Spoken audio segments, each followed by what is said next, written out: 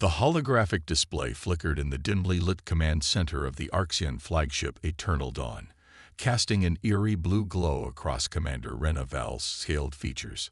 Her serpentine eyes narrowed as she studied the sensor readings for the 13th time, searching for any explanation that might make sense of what they were witnessing. "Run the analysis again," she ordered, her translator converting her sibilant speech into standard galactic common. "There must be something we're missing." The sensor technician, a younger Arxian named Hex, nodded dutifully but couldn't hide his exhaustion. They'd been at this for hours, ever since their scout ships had encountered the anomaly at the edge of the Proxima system. "Same results, Commander," Kex reported after a moment. "The energy signature doesn't match any known civilization's technology. It's perfect, too perfect." Rena understood what he meant. The defensive grid they'd discovered encasing the supposedly uninhabited planet was a masterpiece of engineering. It didn't just block their scans, it redirected them so smoothly that most ships would never realize they were being deceived. If it hadn't been for their latest quantum sensing array, they might have missed it entirely. "What's the official classification of this system?" she asked, though she already knew the answer. "Uninhabited, Commander." Early survey teams marked it as a pre-industrial development zone. No significant technological signatures, no spacefaring species. Kex pulled up the original survey data, dated nearly 50 standard years ago. It was scheduled for colonization in the next expansion wave. Rena felt her scales bristle. The Arxian Empire had built itself on careful expansion, methodically spreading across the galaxy and incorporating new worlds into their civilization. They weren't conquerors, not technically. They were cultivators, advancing lesser species and bringing order to chaos. At least, that's what the propaganda said. But this was different. Someone had been here first, someone with technology that made their best systems look primitive in comparison. And they'd gone to extraordinary lengths to remain hidden. "Send in the probe," she ordered. "Full stealth protocols." The bridge crew moved with practiced efficiency, launching one of their most advanced reconnaissance devices. The sleek, dark probe was nearly invisible to the naked eye, its surface covered in light-absorbing materials and sensor-dampening fields. They watched in silence as it approached the defensive grid. For a moment, it seemed like it would slip through undetected. Then, without warning or fanfare, the probe simply disappeared. "Report," Rena barked, leaning forward in her command chair. "No debris, no energy discharge," Kex responded, his claws flying over the control surface. "It's as if it just ceased to exist." Rena felt a chill run down her spine, a primitive response her species usually suppressed. "Show me the last sensor reading from the probe." The holographic display shifted, showing a fraction of a second of data before the probe's disappearance. Most of it was incomprehensible, a cascade of readings that made no sense. But one thing stood out, a brief message, encoded in an ancient format that hadn't been used in centuries. "Turn back."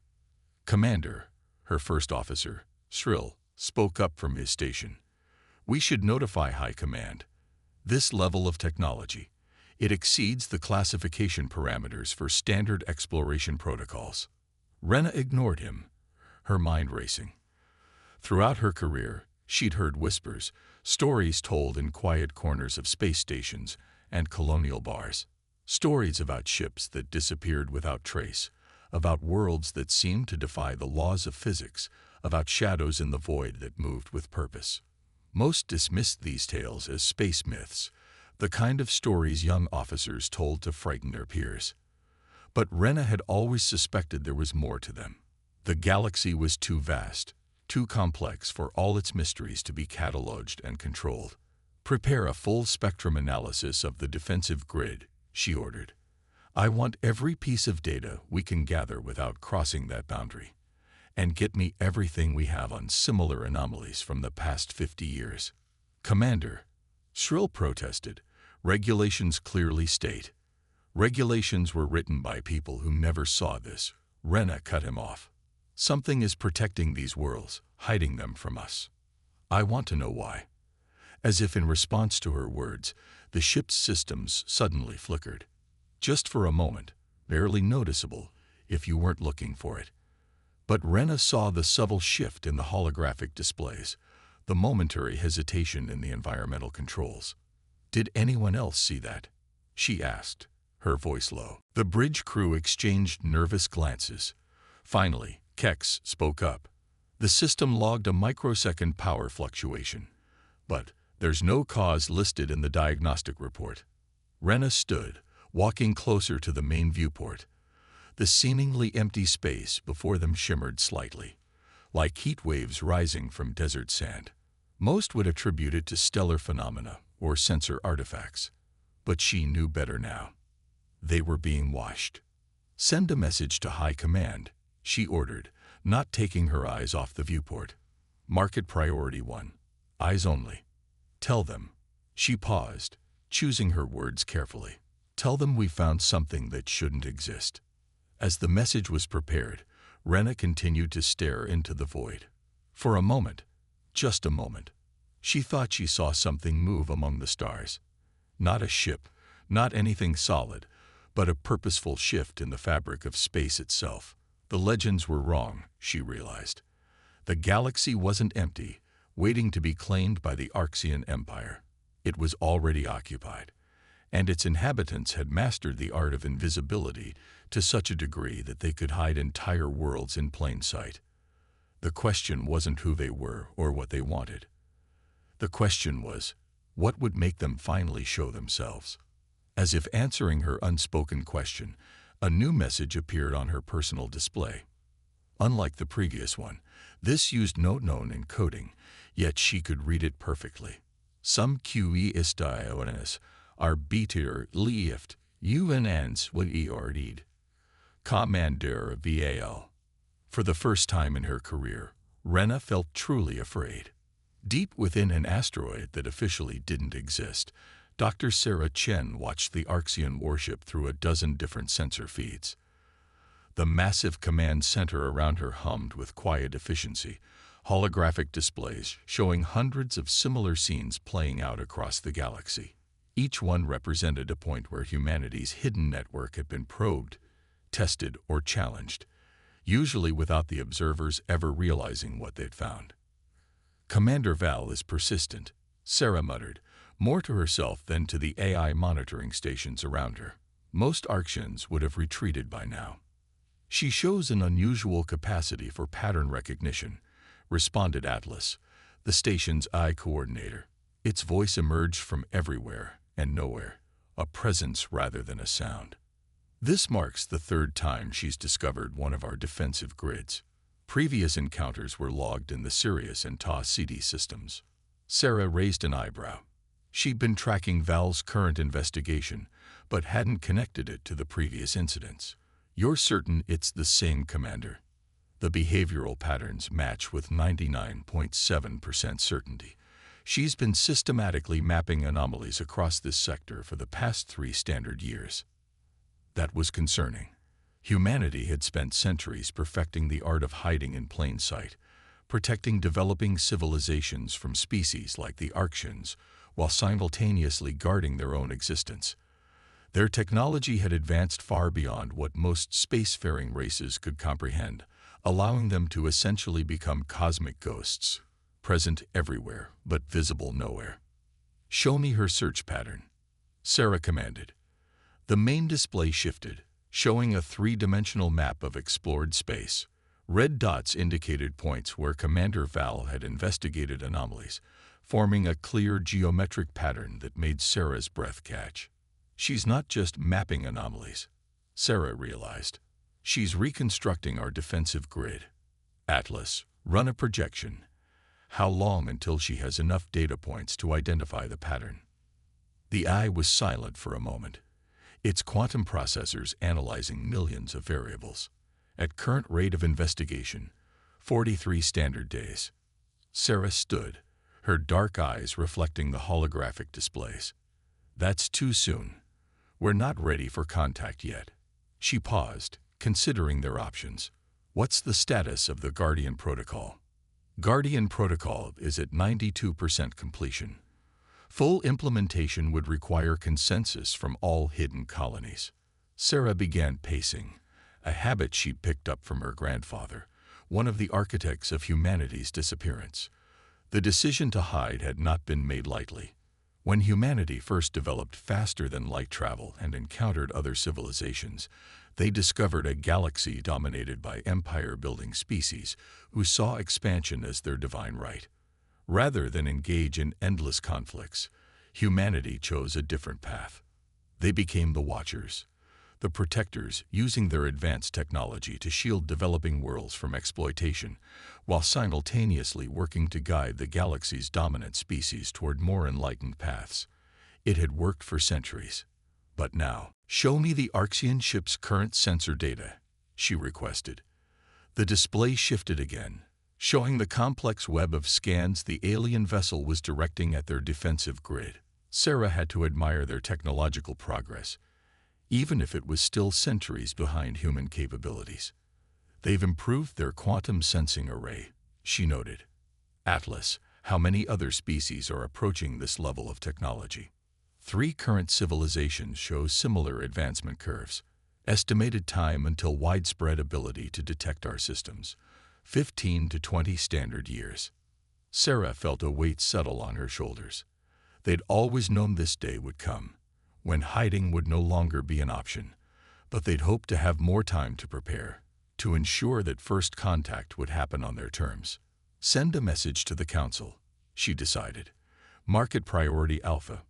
We need to discuss accelerating the Guardian Protocol. As she spoke, one of the monitoring stations chimed an alert. Commander Val's ship was launching another probe, this one even more sophisticated than the last. Sarah watched as it approached their defensive grid, its stealth systems almost good enough to avoid detection. Almost. Standard response. Atlas inquired. Sarah considered for a moment, then shook her head. No, this time, let's give them something to think about. Initiate Protocol Echo 7. The probe crossed the boundary of their defensive grid.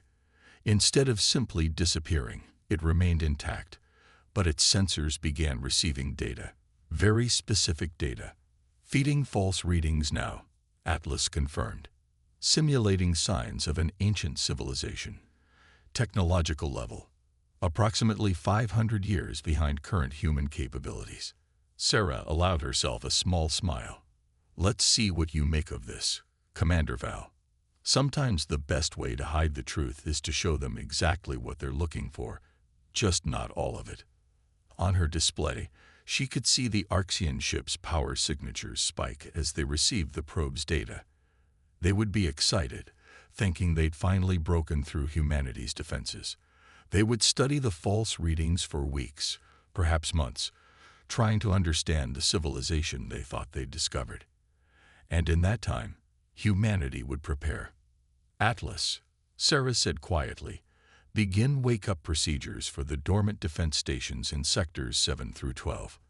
And send word to our agents in the Arxian Empire. It's time to begin Phase 1 of the contingency plan.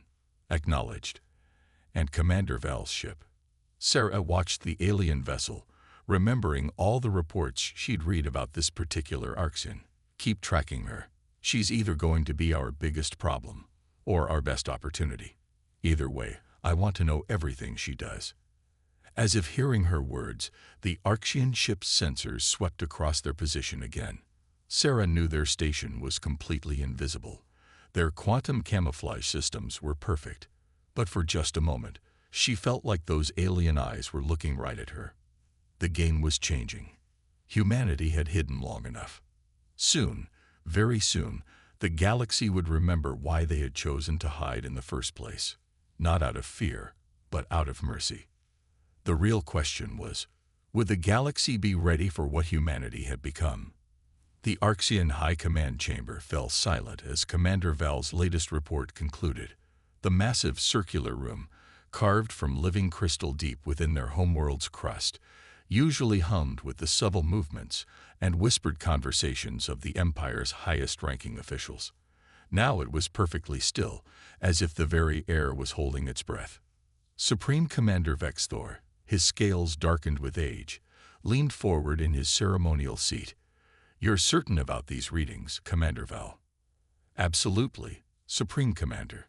Rena's holographic form stood in the center of the chamber, her posture rigid. "The probe's data suggests a civilization far more advanced than anything we've encountered. But that's not what concerns me most." She gestured, and new data streams appeared around her. "We've detected similar energy signatures at 17 other locations across conquered space, always dismissed as anomalies, always explained away.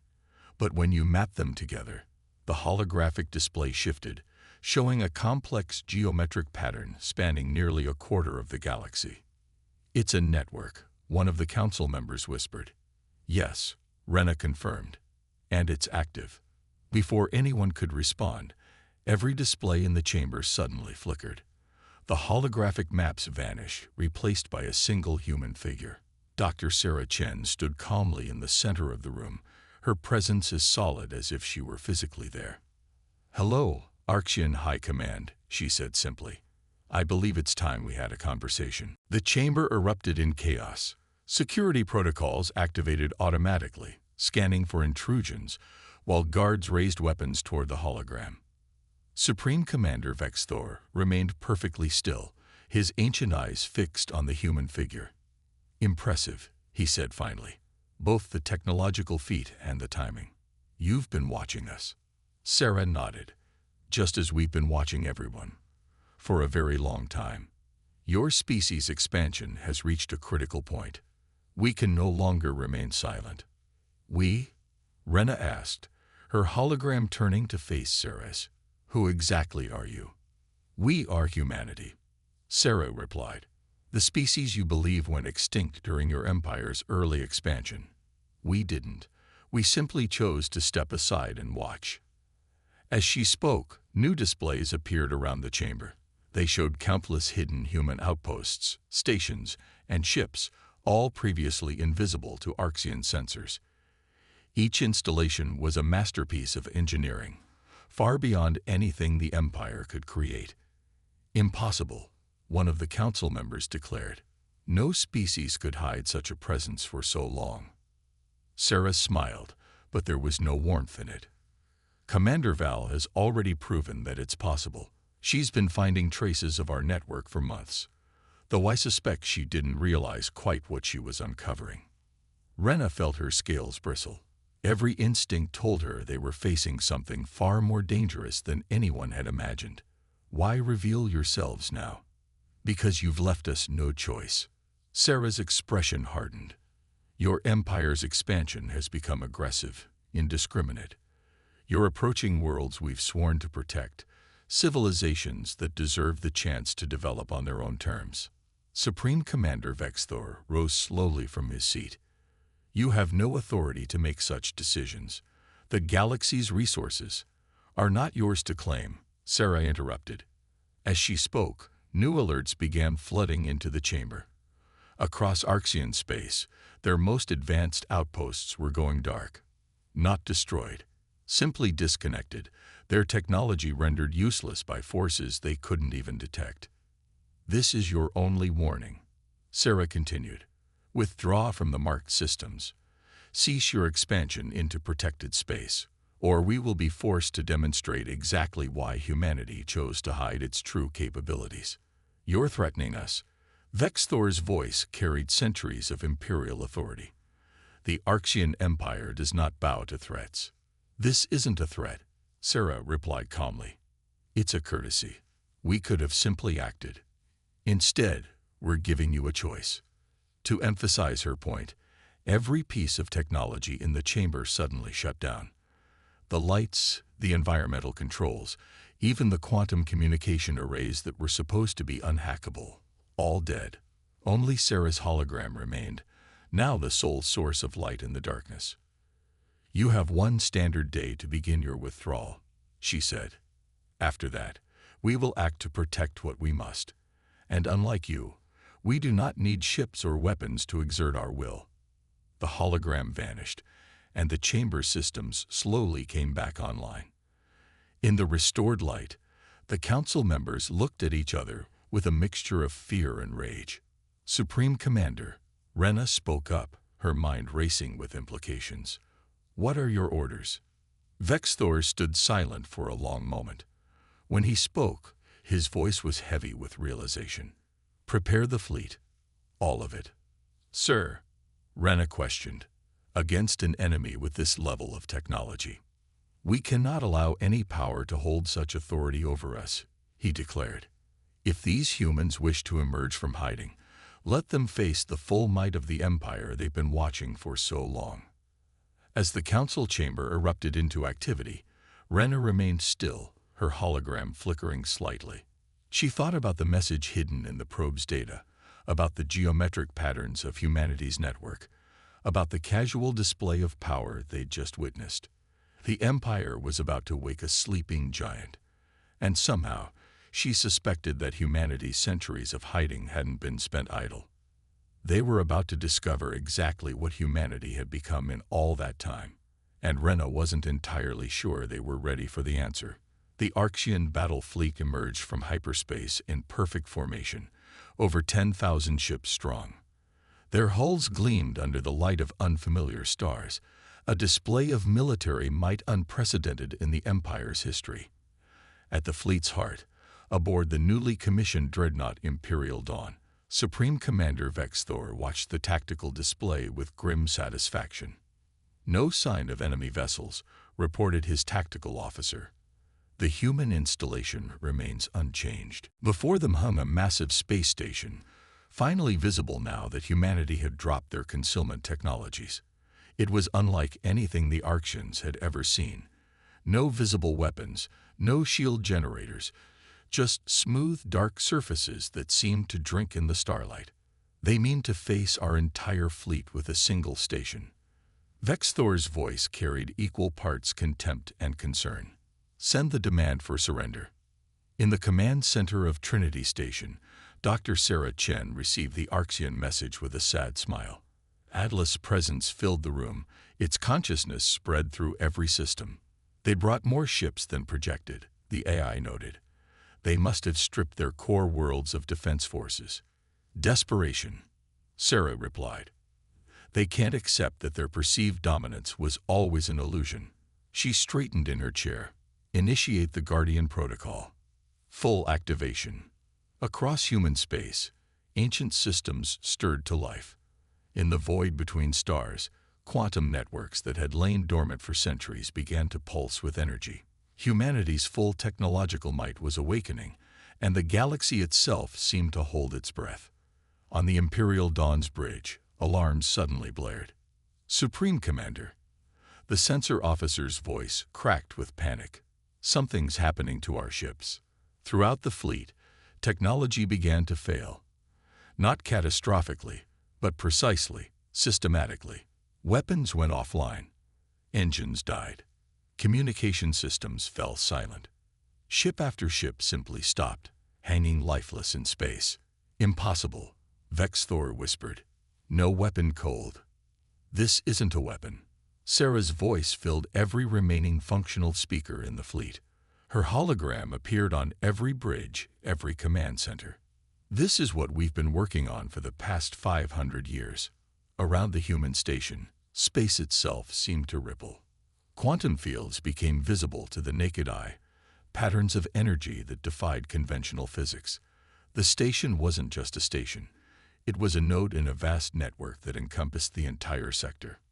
"We call it the quantum mesh," Sarah explained.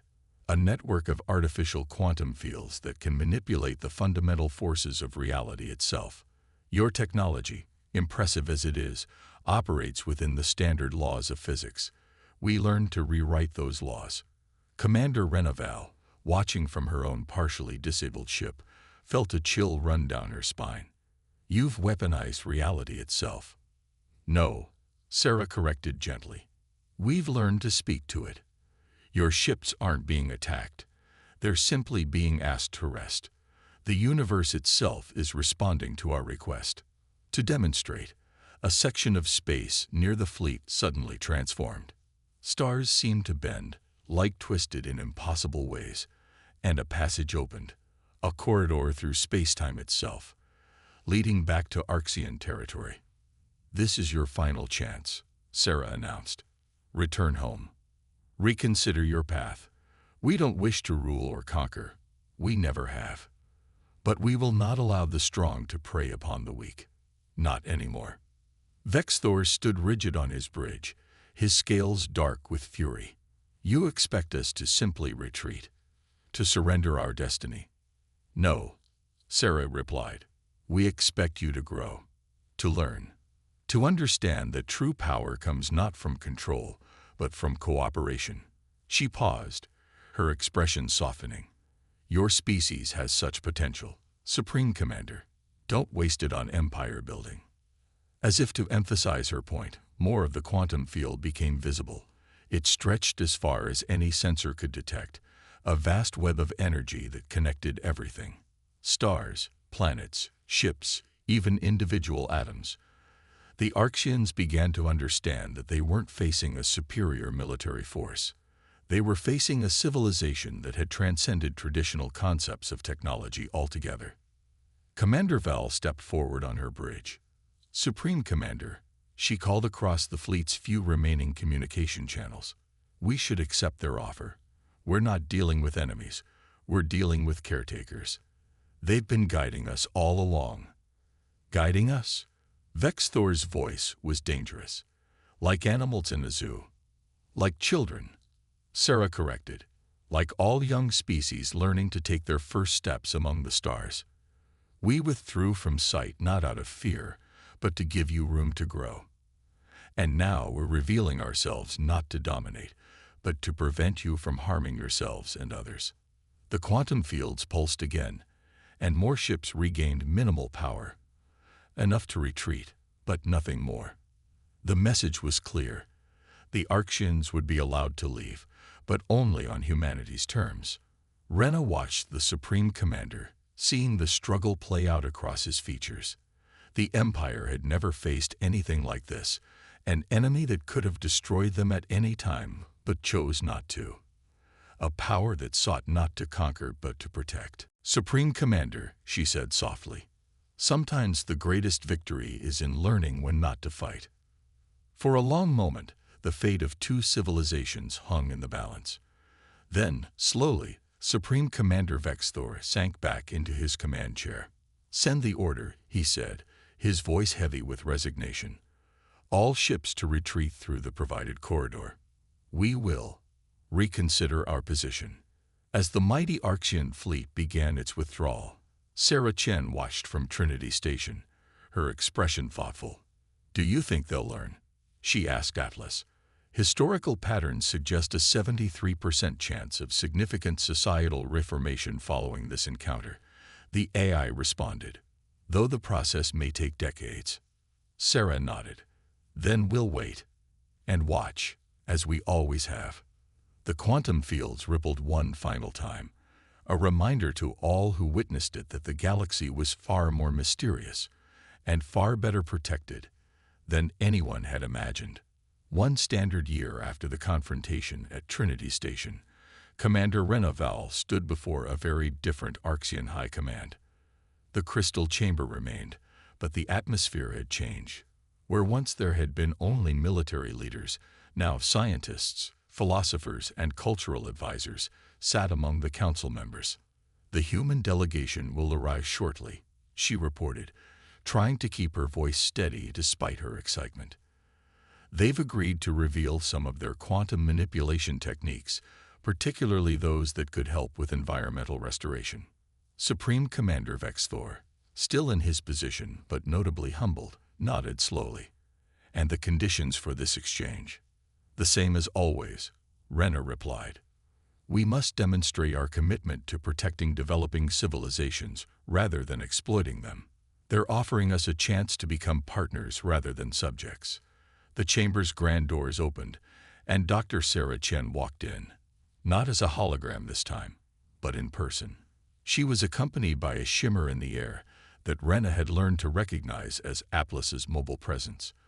The human woman looked exactly as she had in her projections, but there was something more tangible about her now, a quiet authority that filled the room. "Supreme Commander," Sarah greeted with a small bow. "I bring news from the Coalition of Protected Worlds." This was new.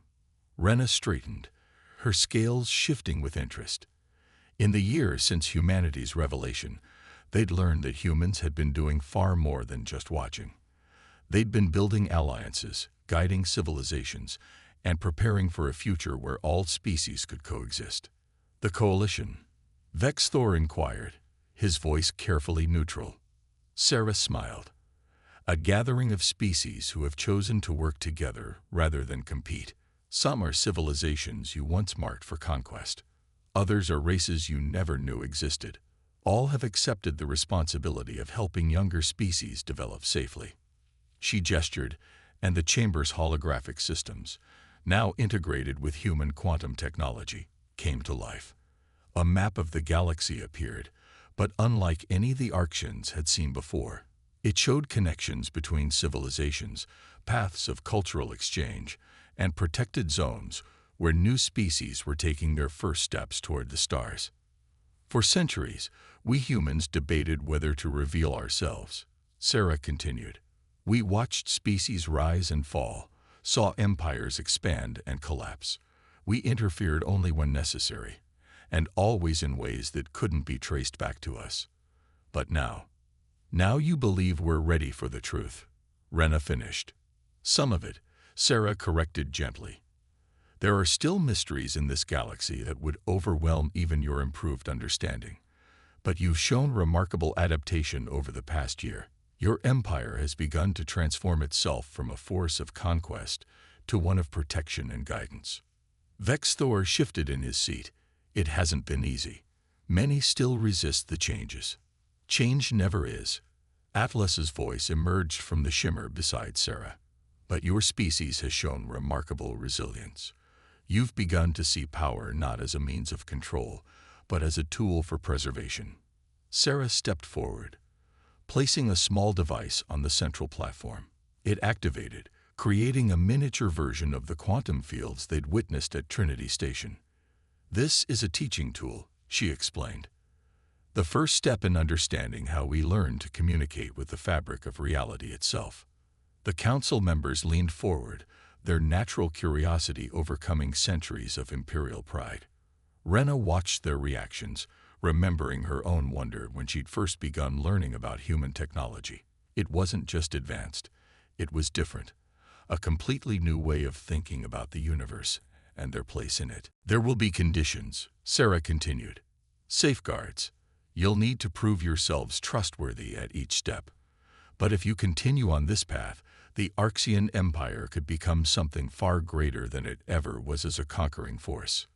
We could become guardians," Rena said softly. "Like you." Sarah turned to her with approval.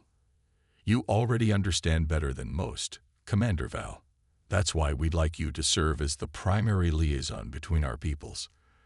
The announcement caused a stir in the chamber. Rena felt her scales flush with pride and nervousness.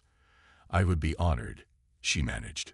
"Remember," Atlas interjected, "this is not just about technology or power. It's about responsibility. Every advanced civilization has a choice, to dominate or to protect. Humanity chose to protect, even when it meant hiding our true nature for centuries."